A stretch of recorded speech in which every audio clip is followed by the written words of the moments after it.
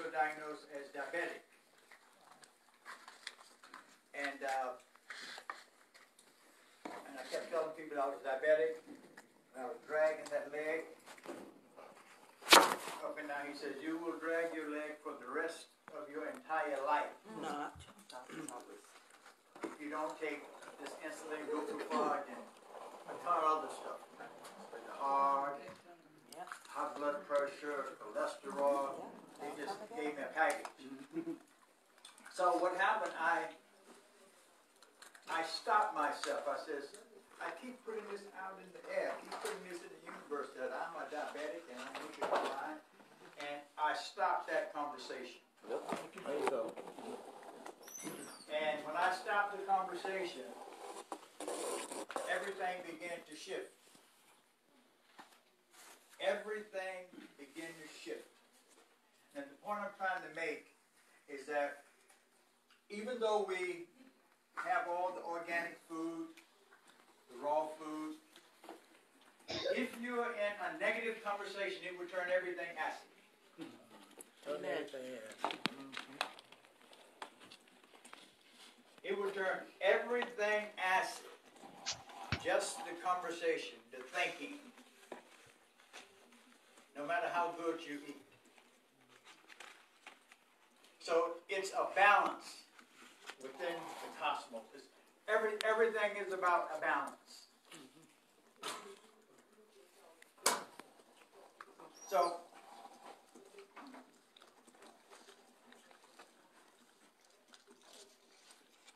we have to be conscious of our thinking, what we are saying, what we are believing.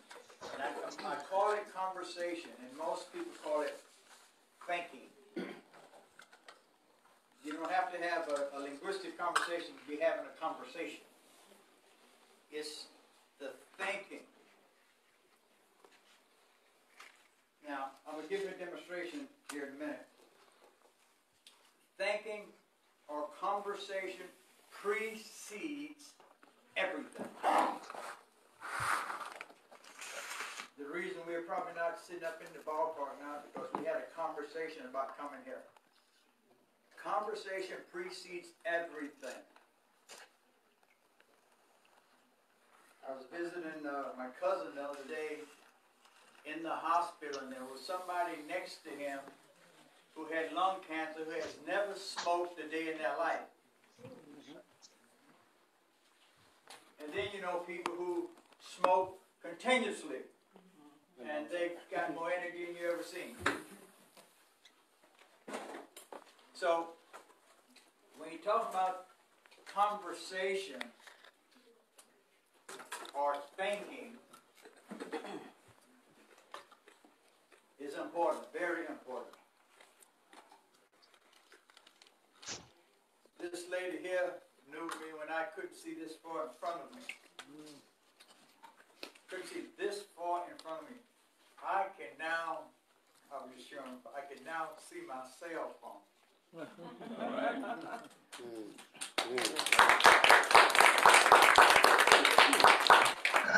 you remember when I couldn't wear glasses? He couldn't wear glasses to help him because they didn't work. Now he can wear glasses. They didn't work because it would have to be so magnified it would come together. Wow. So glasses wouldn't even give me glasses. I would have to use one magnifier. So, if everybody would imagine, first of all, does everybody here have a loved one? Yeah. Yeah. Imagine you and your loved one is fixing to go on a trip, and you send your loved one to get some last minute items and to gas up the car. Everybody with me? Imagine. And you get a phone call. And on the other end of the phone, the person saying, the name, whatever your loved one's name, say, do you know your loved one? Say, sit down, I have something to tell you. And if you have anybody in the room with you,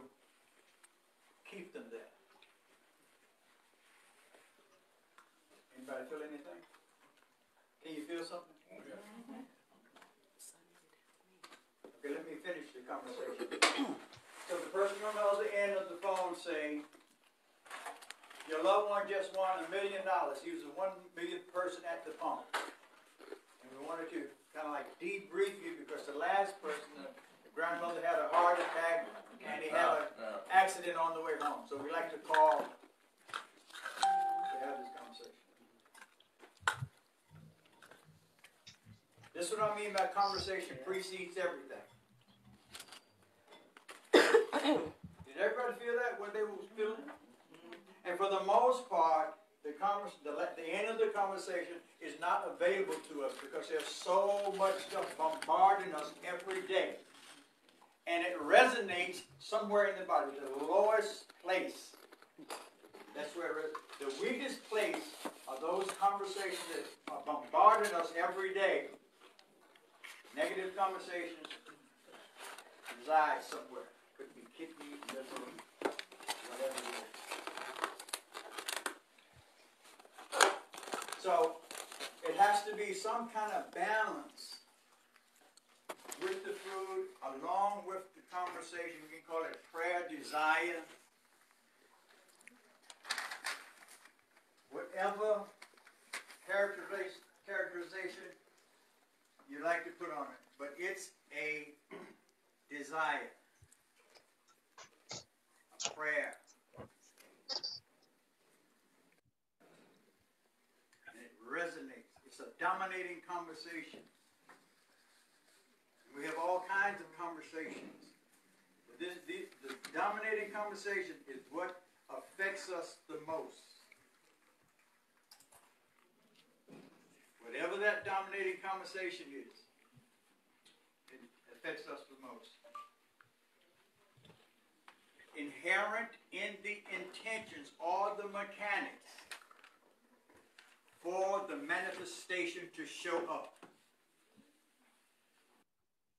Inherent in the prayer. The mechanics are built in for the manifestation to show up. What do I mean by that? In an apple seed, you don't see the tree, you don't see the leaves, you don't see the limbs, you don't see the apple. But inherent in that seed, all the mechanics already built in for the apple to show up.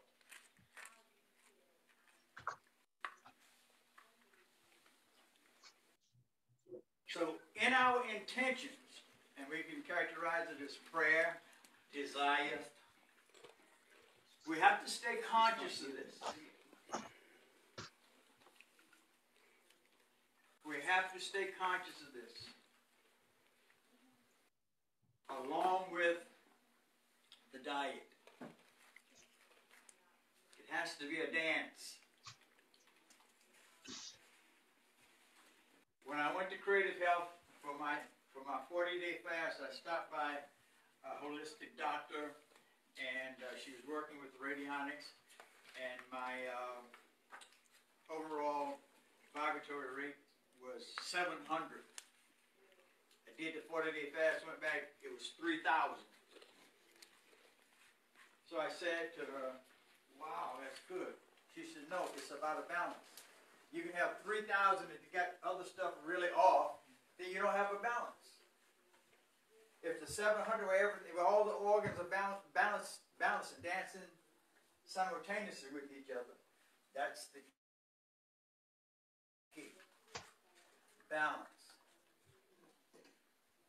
So with the intentions,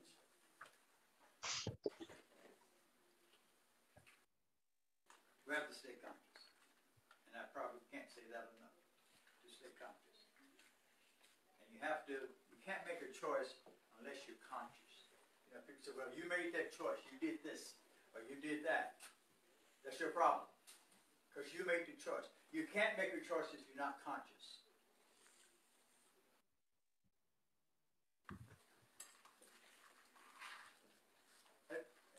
Is everybody with me? Mm-hmm. Yeah. You have to be conscious. Any questions so far? I know I have a Rome and go to New York and come back. Any questions so far?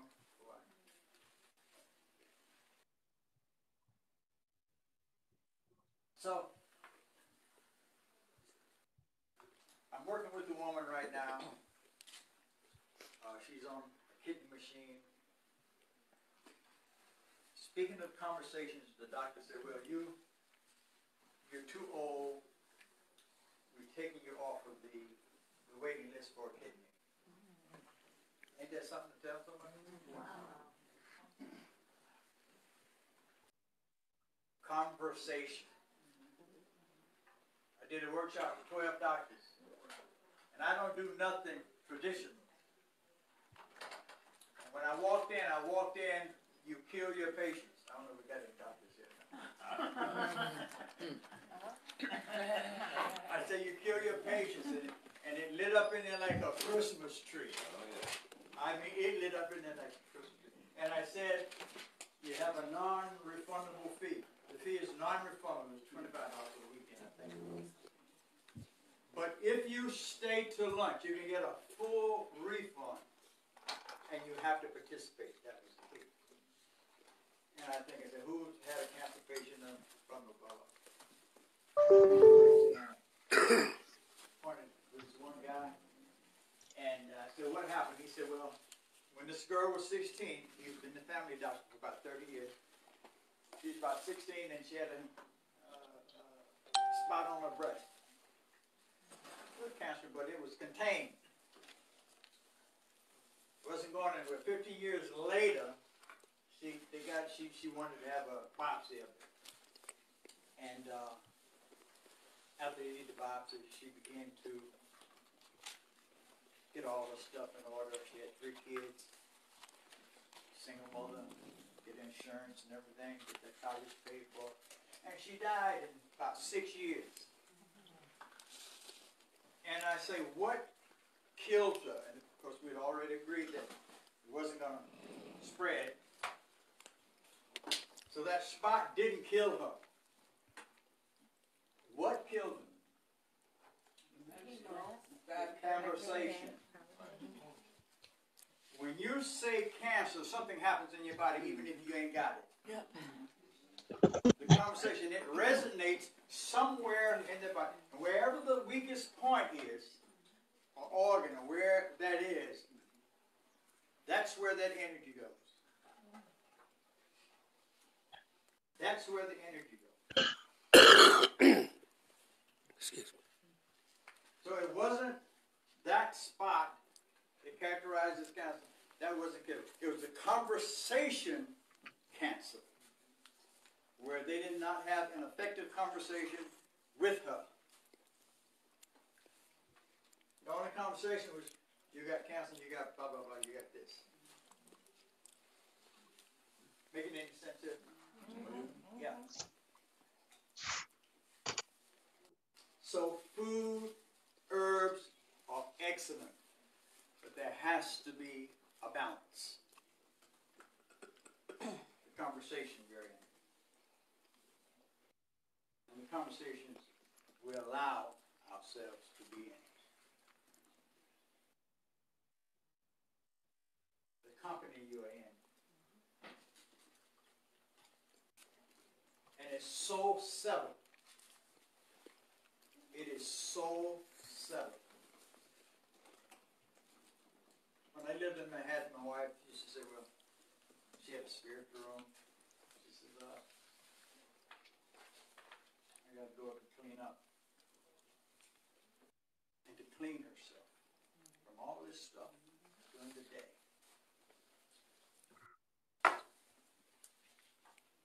And I used to joke, she said, everything is spiritual. We got a theater. And we owe so much money for the light there.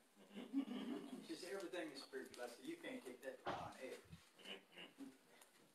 But anyway, long story short, we owed everybody in town. She's very spiritual. And she raised and borrowed $12 million, the facade for the theater. She is the one who taught me.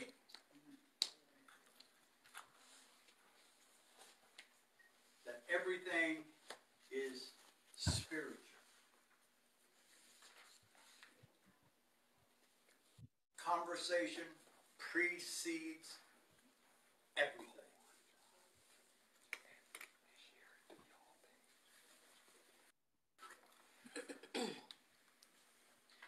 Okay, I won't stay on that too long. Is there any questions on that? Because I want to show you how to do your own growing here. Yes. Deb, you know I can ask you. I can. Recently, I think as late as last week, I noticed that the television news reports were reporting that there's a research showing that women who had breast implants were finding now that many of them are leaking, and they are having a large number of cancer reports.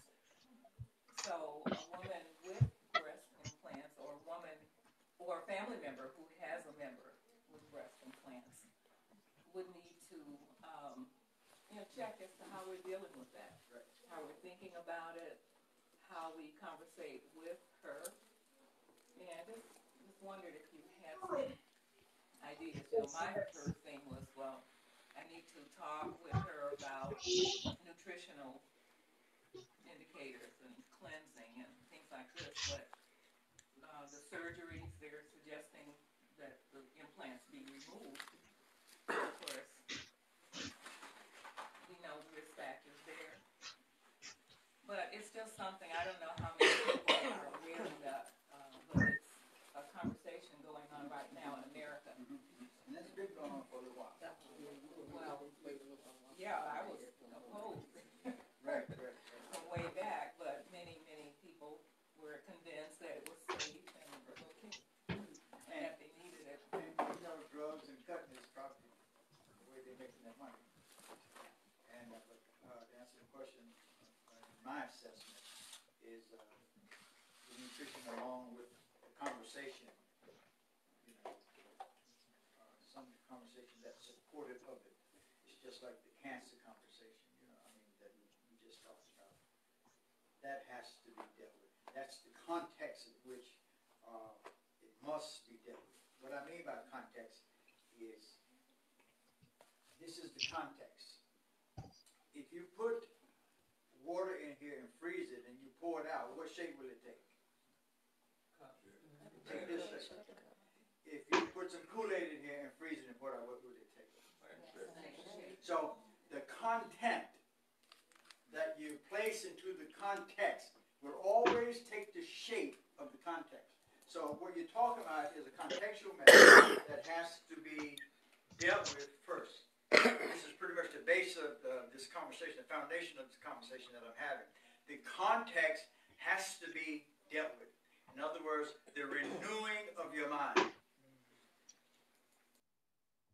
The renewing of your mind. I think they talk about that in church a lot, the renewing of your mind. The shifting of the conversation.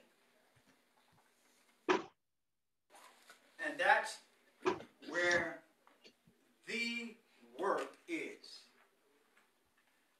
The real work is in shaping the context.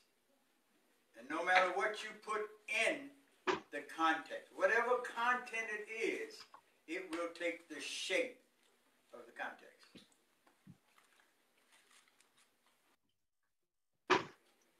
You can have a person, say like Moselle, and you gave her $1 million, she's going to buy some greens and a bigger place to help people and like that.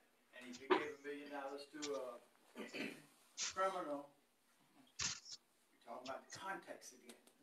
Whatever the context is, you give the same $1 million to a criminal. They're going to put it in the context, and it takes that shape.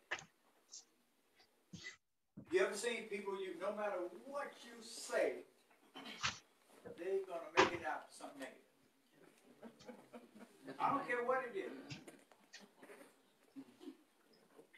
And have you seen people, no matter what you say, they're going to make something positive out of it. It depends on what the context is. Whatever the context is, Whatever content you put in, it will take that shape. Back to, I was working with this woman who was on dialysis, and they told her all this. She called me, she says,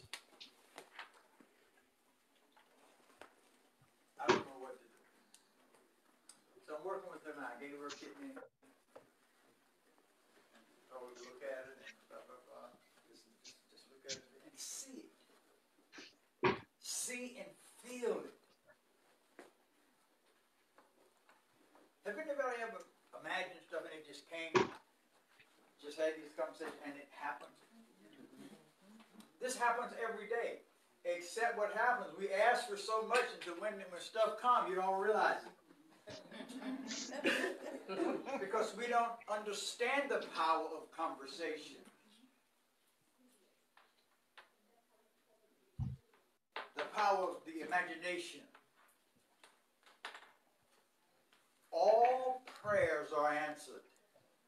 All desires. But when you got 1,000,000 of them, that's why it's so important to be focused. So you can see it as it unfolds. As you walk, you say, wow, I was just asking for that. Just everything is just put in your path. But when you're so divested in your energies, in your conversation, you don't know what is what. That's why you focus on one domain in which you're going to serve in, work in. And you can begin to see. You know what it is. You say, oh, where did that come from? Well, why is that happening to me? When you are focused, then you automatically know what it is. You can see it.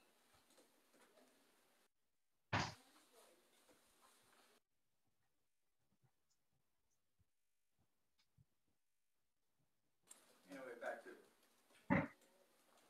French and stay focused. She was all over the place. And I think most of it is to not try not concentrate on it. You know, not have these conversations on kidney. She's on dialysis. Just embrace it. You have to breathe life into it. You have to use this. All the spaceships, the most powerful computer and everything came from here. About that much use. It's too much. That much. All came from here. This is the most powerfulest thing there is. And it has such a memory. Millions of years memory. The body still knows how to have a baby.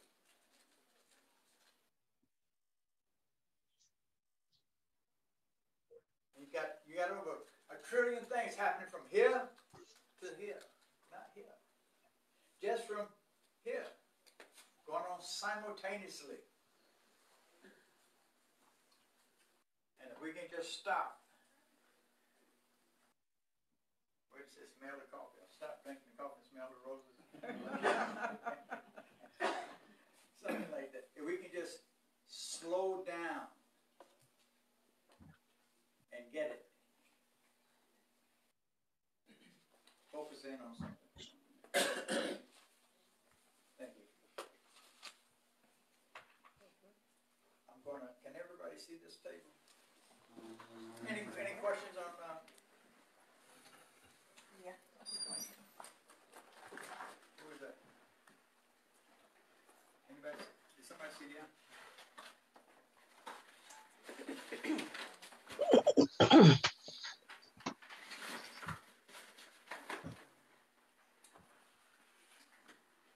Okay, I'm going to start with these are some of the seeds, just some of the seeds that I do, and this was dropped out of the car when I was getting out. This was really nice. Yes. That was dropped out of the car.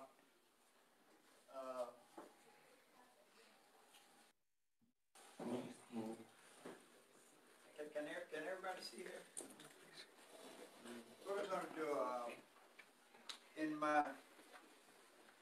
in growing wheatgrass, which is this. That's this the end product of the wheatgrass, which is they call it what, liquid sunshine and liquid blood. I think it's got one. The nucleus of blood is, what is it? Magnesium Magnesium, and iron is in our blood. exactly. And this is, everything else is identical with the wheatgrass.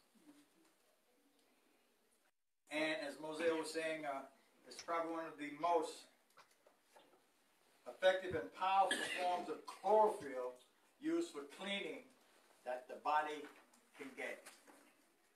It detoxes and provides nutrients simultaneously. Most people, when they start pulling, just start pulling the stuff out of the system. This pulls and provides nutrients simultaneously. So it's like replenishing while it's pulling out the toxins. So, in order to grow the wheatgrass, I'm going to pass something around. Just pass. You have to sprout it, and you need organic soil, which I do my own soil. Now, what is organic soil versus regular soil? Organic soil is soil that haven't had any chemicals on it. It used to be 7 years. Pass this around. Sprout. I'll take one up. These are wheat berries. Start from there. You have something to say about them? Man.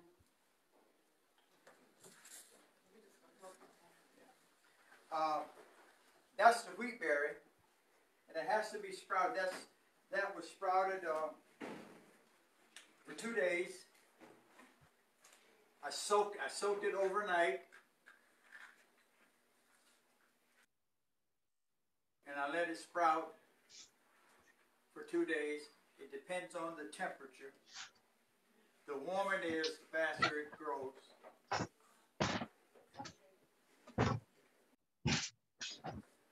So I get organic soil is good so that it can pick up. Somebody came over here and say, there's a bug there. There was an earthworm coming out of my soil. And which lets you know it's organic. If it's not organic, they won't be there. Then they'll let you know. I bought some organic soil when I was making my soil. I probably got over 3,000 pounds of soil that I made to make sure it was organic. I'm so paranoid with these. They got these stickers on stuff. It's called organic. And I do a lot of testing when I shop to make sure that it's organic. Yes. What do you test it with? Let's see. Do anybody have anything that that's not good? Is anything in this room that's not good, and we know it's not good? And I'll give you a demonstration so that you will know instead of just having the information. Huh? Anything plastic? You talking about like fruit or something like that? No, just some more. Well, let's see. Chips or, Like a Yeah, you got some chips. well, this one is kind of soil. Some on the table. Chips. We have plenty of chips.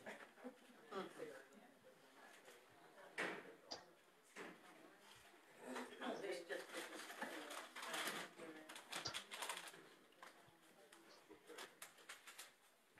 Okay. Let me show you. You want to stand up? Yeah. Doctor. Okay. First of all, we're going to program the body. First, you got to get that this is the most powerful machine, and I can't say enough. There's no words to even describe it. So you're going to program it to go forward if this is good for you. If it's not, you're gonna go backwards, kind of stand like this, a little bit like that. Somebody wanna catch me if I And don't, I know what to test you like that wheatgrass, so. She's one of my clients. It's like clockwork, I wake up and say, she ain't called yet.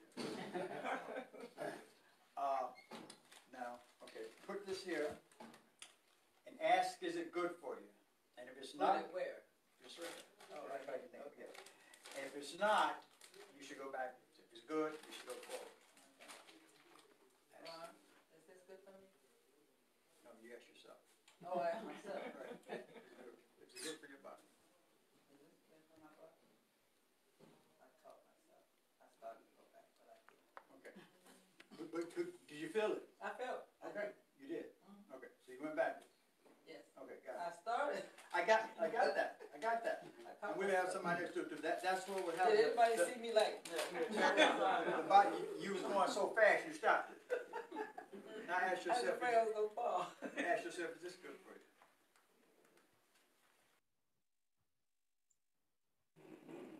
Is this good for me? You feel it?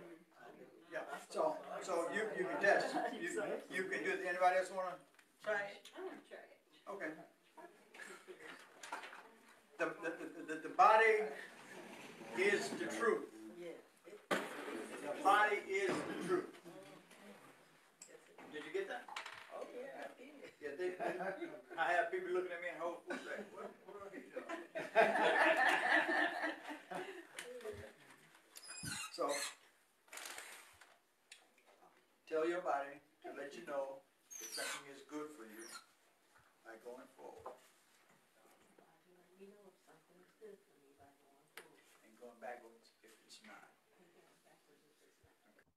Let's try this. Kind of hard to figure out. Yeah. Don't fight it. Just, don't fall. Push it forward. Just stop. Body, is this good for me?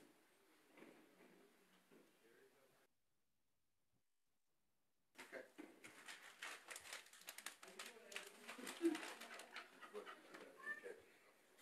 Body, is this good for me?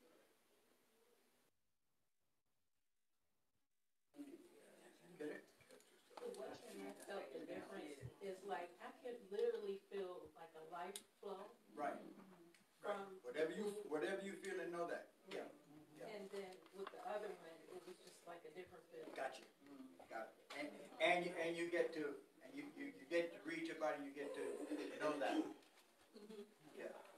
And that's why I wanted to try it because I'm already kind of like real sensitive to a lot of stuff. So I wanted to Gotcha.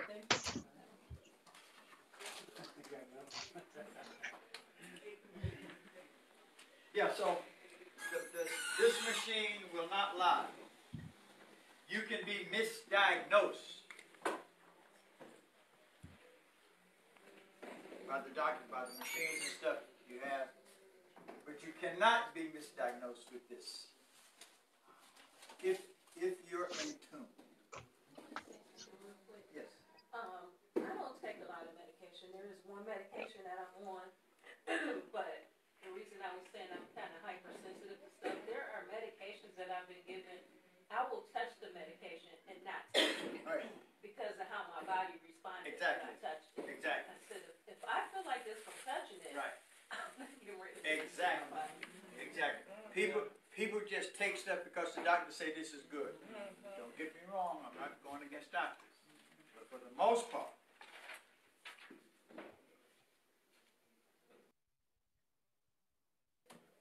a lot of them go to school to help people, and they want to. And by the time they got the house on the hill and the children in private schools and all that other stuff, whew, that's a conversation to reckon with. You know, and for the most part, you know, what it appeared to be is that it's cutting in drugs. You know, the hospitals seems to be. I don't know, we got a nurse here somewhere. I don't know. Right here. Right there. I don't want to be in front of you.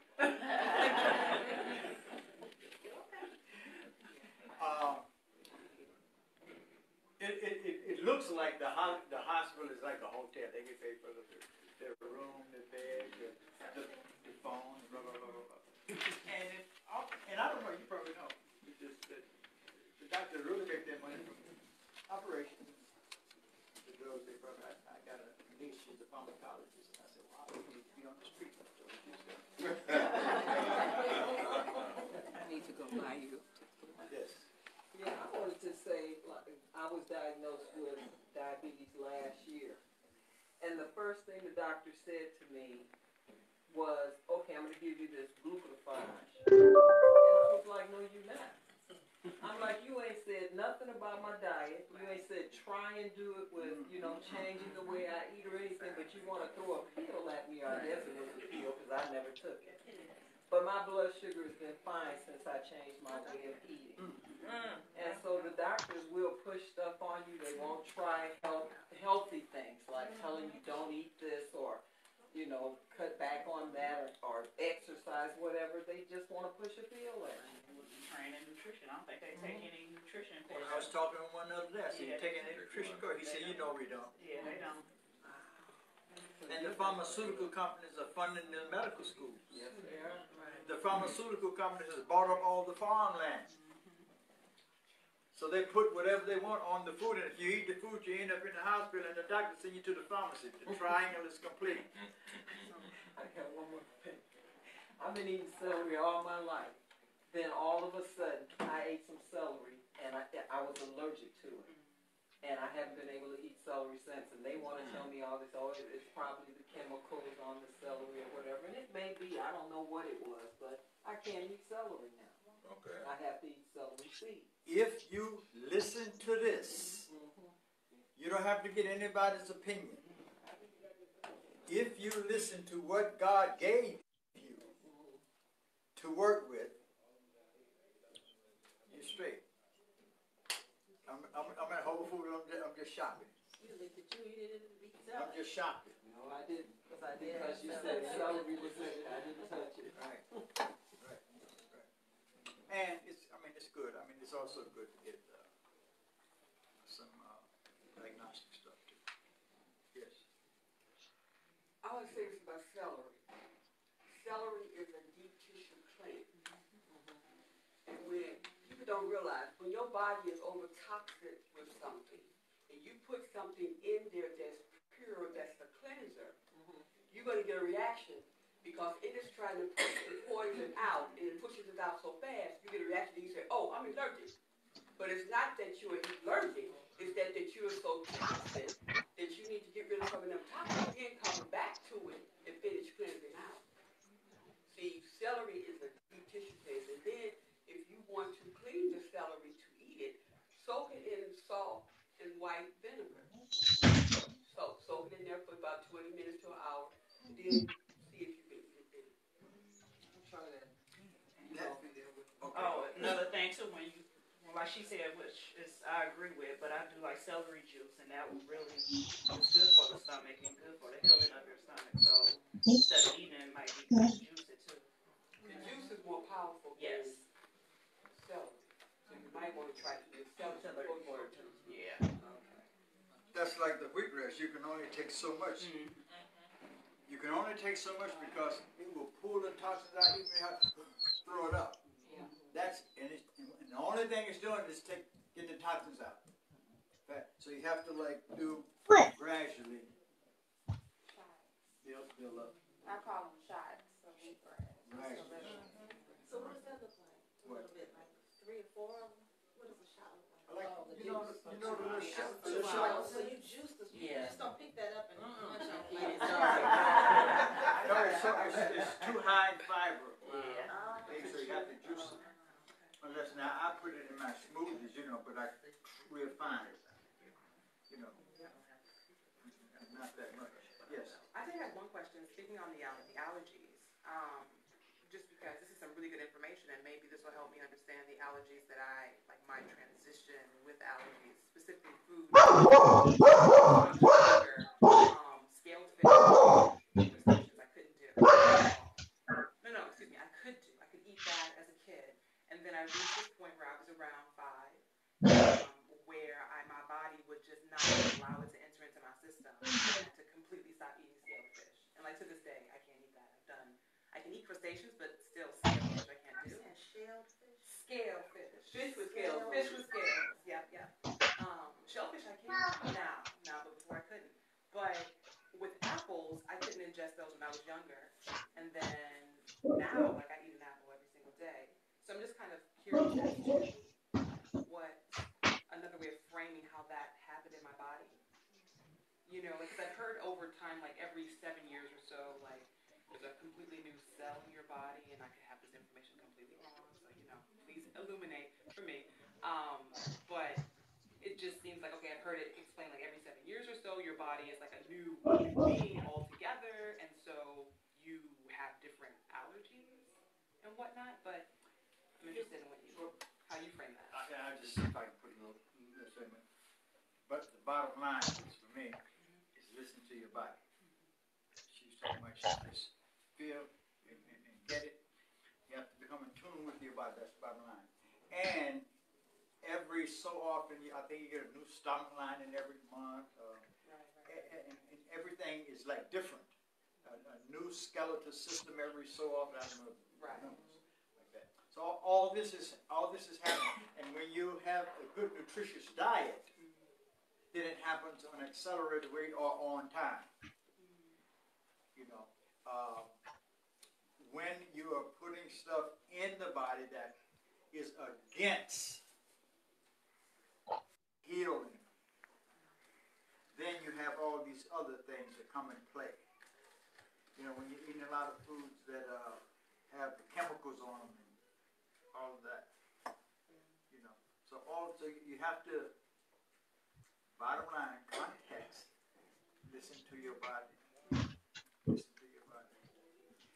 And put the right stuff in. When you do the right thing, the right things will happen. And I think you're in a good place to begin to learn what some of the right things are.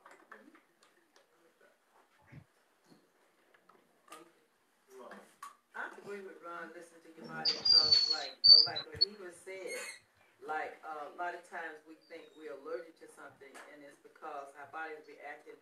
And the body is so smart and knows what you need, and what you need, when you get it, it goes to the organ that needs it the most. So, you know, it's like some people say, like when you have diarrhea or something like that, you're supposed to stop it, but no, that's when you're letting off the toxins. So you need to let it run its course. And also, you need to just, you know, listen to your body, like she said, because like he said, because your body is a smart being. It's smart. God designed it that way. So God also designed the body to heal itself. But then we have to give the body what it needs in order for it to heal itself. And so we give the body a lot of things that it doesn't even know how to assimilate. So it doesn't help the body, it harms it, in other words. Right. I agree. It's like analogous to what she said. If your roof got a leak in it, and you call the roofer, and if you don't have a hammer, don't give him no money.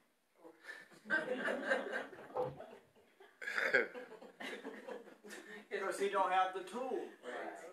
So if the body don't have the tools, it cannot do the work. Right.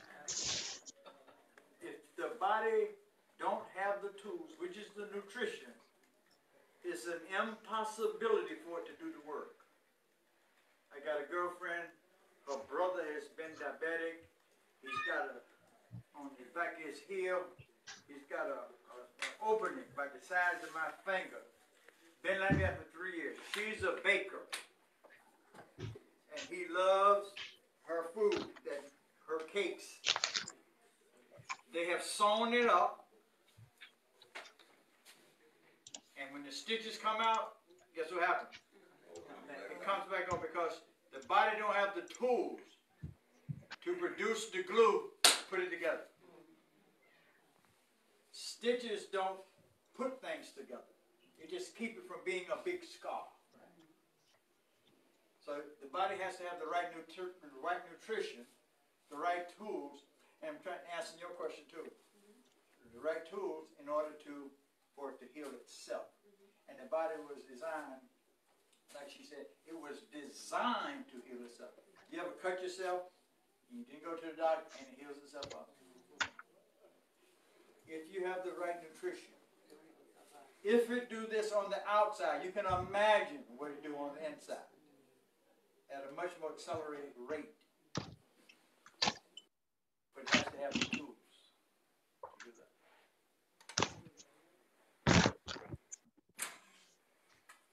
All right. Any more questions before I? Okay, so the first thing is I soak the seeds. I put them, cover them with water, and then I drain them after I've soaked them overnight. And then I take them out of soak and I drain them. Let them drain. And I keep them moist. I spray them maybe twice a day. It depends on the temperature in the room. If they look moist, good. If it's hot, then you need to put a little more water to keep it moist. And then when it gets these little tails on it, then what I do, sprinkle over a bed of soil. Everybody has a different method. Some people do this, but I guess I probably planted over 100 trillion seeds in my life, working at the Creative Health Institute. And I just take my hand and spread it out evenly. And I'm also having a conversation while I'm doing this. Oh my goodness, I got to go to work. I got to do these seeds. I'm having a conversation about how this is going to nurture my body. And it picks it up. My wife used to get angry with me, and all the plants in the house would go like this. If I would come in the house, we had like a green. If I would come in the house and the plants was like this, I know I should leave out.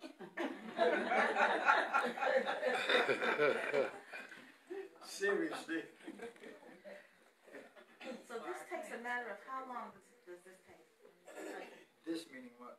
The whole this process. This process? You drain it and then you sprinkle you moisten it until it gets the tails on it.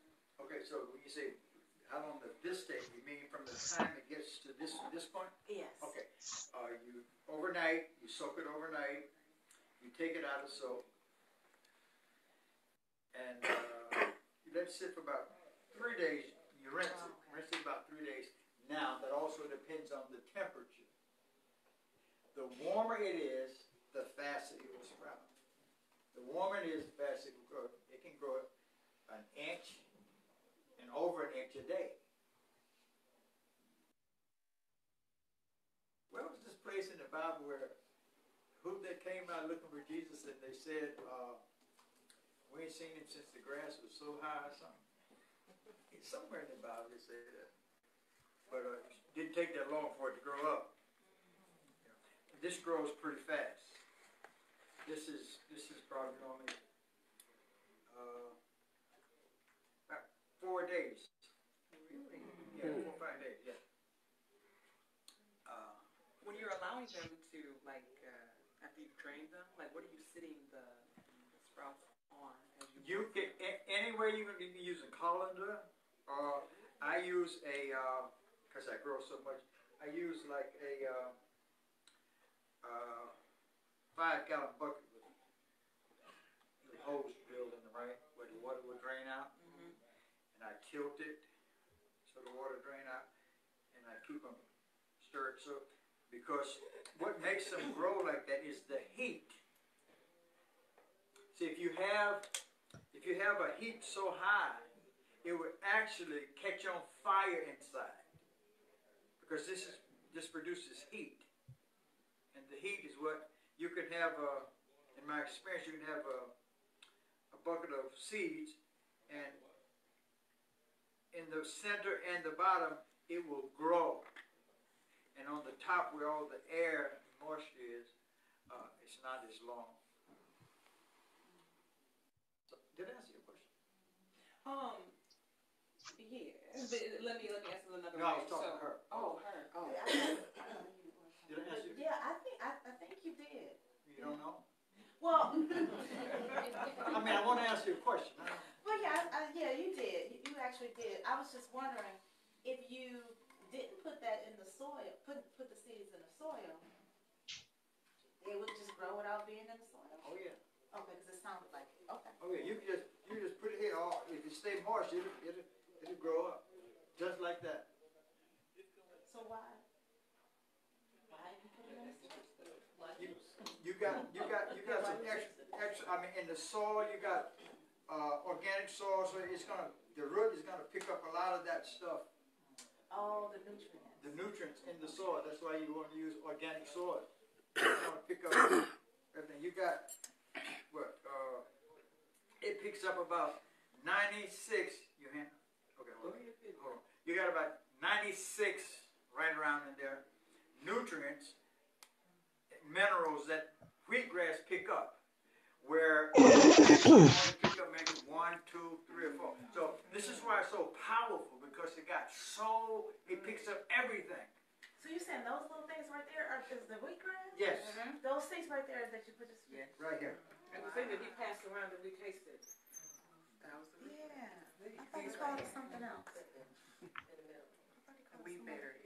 Wheatberries. Yeah, that's so wheatberries. Okay. Oh, and they produce. Okay. Right. Wheatgrass. Okay. Yeah. Okay, who else had a question? Let me finish this. Hold on just 1 second. Yeah. So you spread this as evenly as possible, and then you water it. You water it, get it moist, and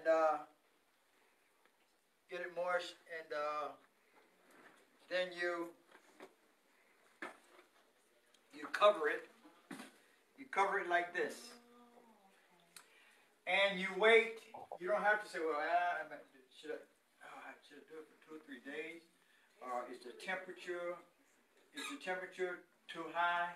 Or is it too cold? You don't have to do any of that. When the wheatgrass pushes that tray up, it's time to take it off. So you don't have to worry about it. You don't have to think, well, how long should I let it stay? So when it pushes the top off of the tray, pushes the top up, then it's ready. Go ahead. You was going to ask a question. It's really just conceptually. I'm a very visual learner, so like I'm writing notes and I'm like making sure that visually I connect with you, because when I see it, I totally got it. So just when you drain it, and you were talking about how your method is to have the drilled holes and the 5-gallon bucket And it don't have to be that way. Oh no, I understand that. I understand. I mean, totally. Okay. So for me, what I was thinking is like, do you at any point do you like lay the seeds out where they're like just a one flat row and you spray it with a spritz bottle to keep it moist like that? No, it has to be, not has to be, but a method is. And you can. Okay. If that's what you want to do, but it's more work. Because when they're laid out flat, they're going to dry quicker. And if you have them together, it would hold the moisture. So if you don't have anything to do all day, spread them out. Comment on whether you compacted the soil there. I think you may want to hear that. Say that. Or just Yeah. Thanks. Good point. I use this when I put the soil in the tray. I have actually a bigger one on too. Kind of compact it a little bit, not really compact, but to smooth it out, because you don't want it too compact, so the root has to really struggle. You want some, so it can get some aeration, some oxygen. So you want to just kind of flatten it out so that the seeds will go on smoothly. And you don't want it too loosely, so. Yeah. Thank you.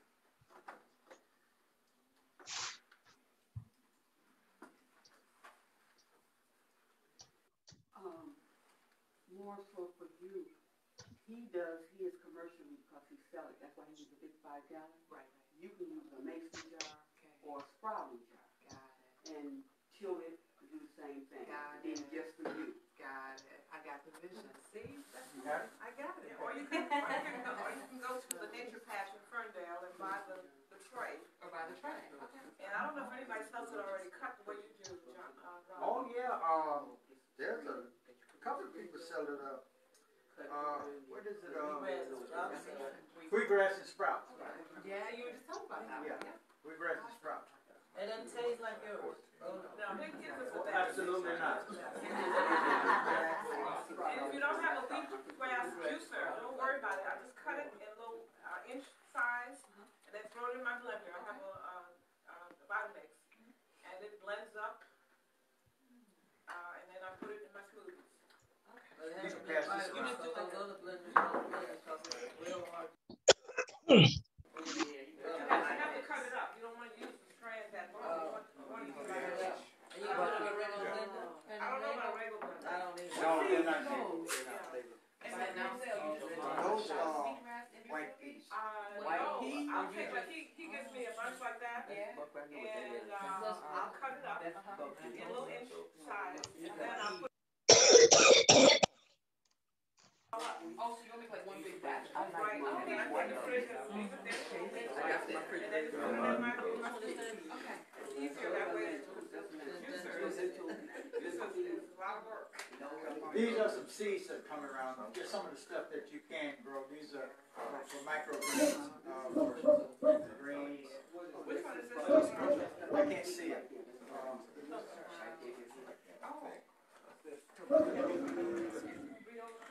No, that's wheat berries. That's wheat berries. That's the one that. That's the hard wheat berries. No,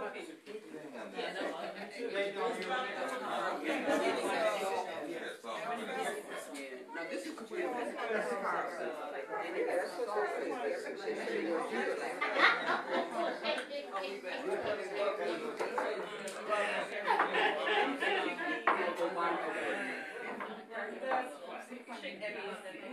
That might be